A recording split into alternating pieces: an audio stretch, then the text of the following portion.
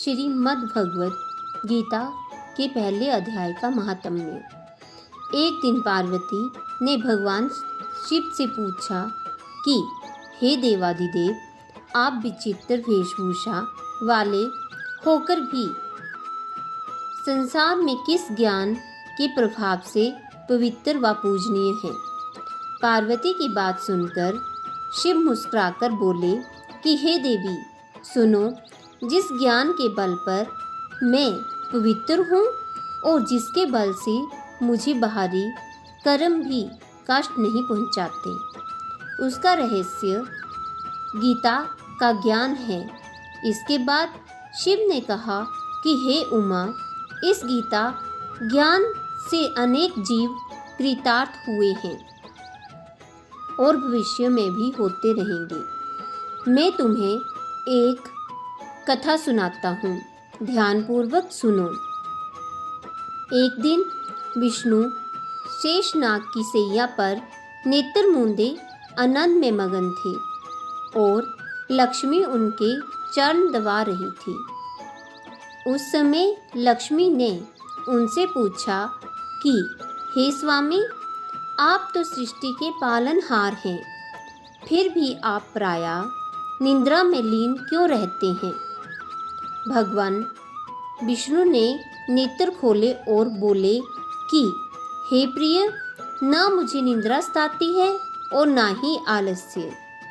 मैं तो सदैव भगवत गीता के ज्ञानानंद में मगन रहता हूँ।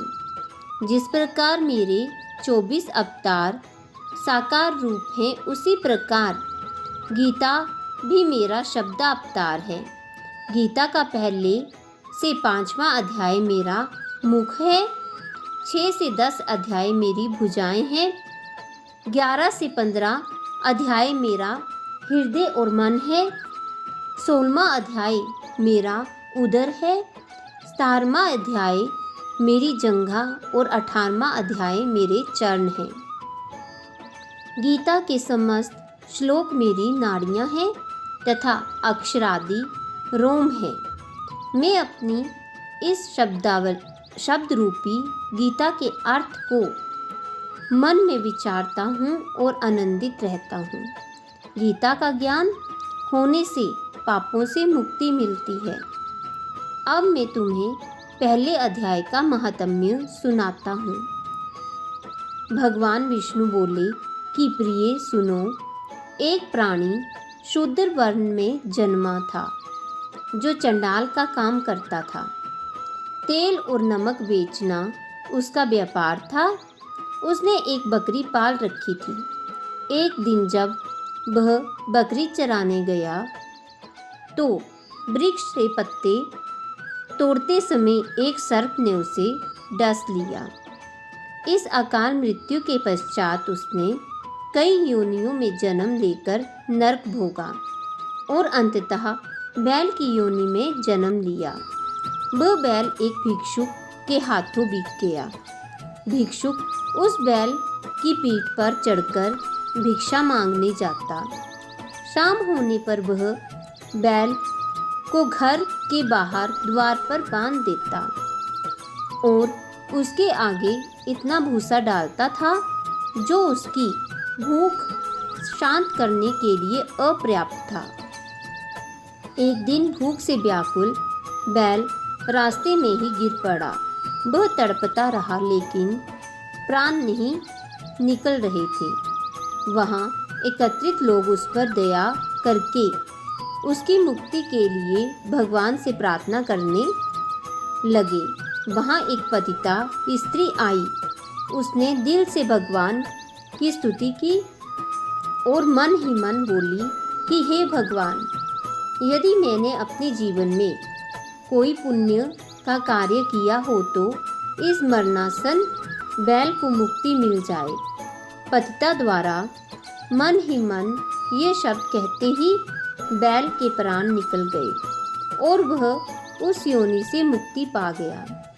उस बैल का अगला जन्म एक ब्राह्मण के घर हुआ, लेकिन वह अपने पूर्व जन्म की कोई भी बात नहीं भूल पाया।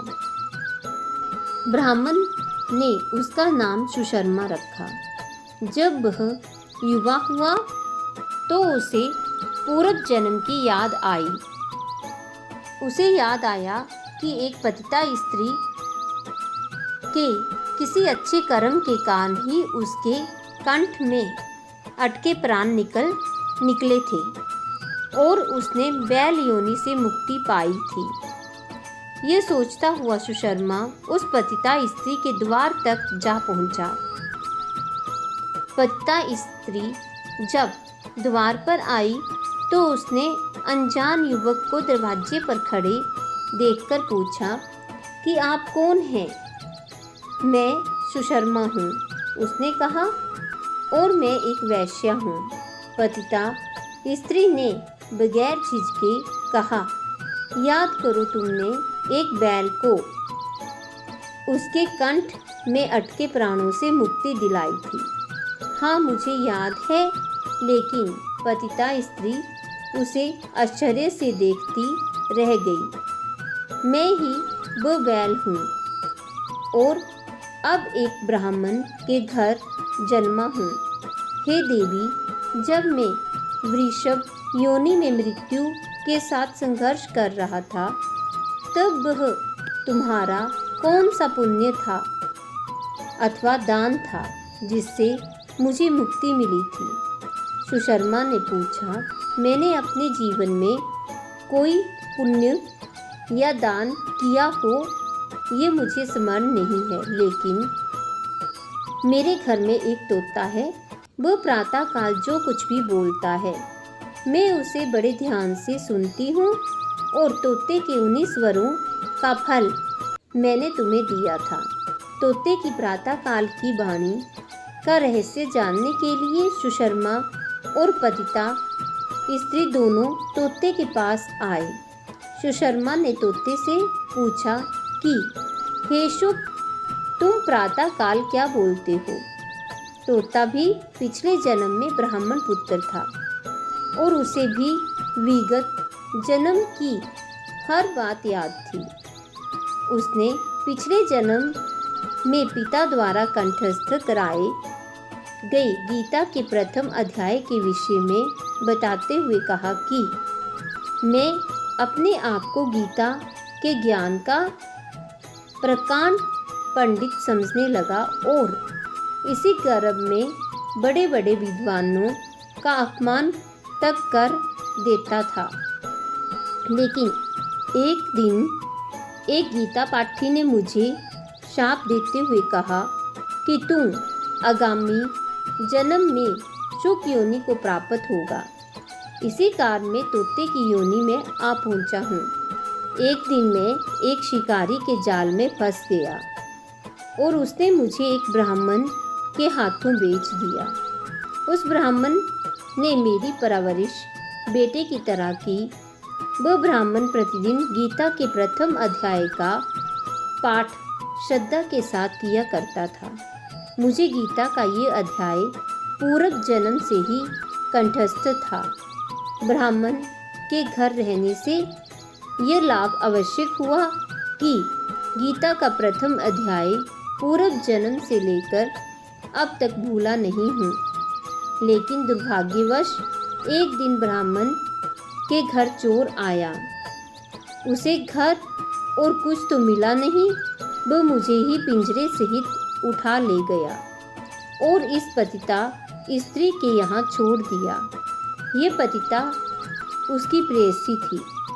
उसी दिन से हर रोज प्रातः काल में के समय में गीता के प्रथम अध्याय का पाठ करता हूँ और ये पतिता उसका श्रवण करती है, जबकि इसे यह नहीं पता कि मैं क्या बोल रहा हूँ।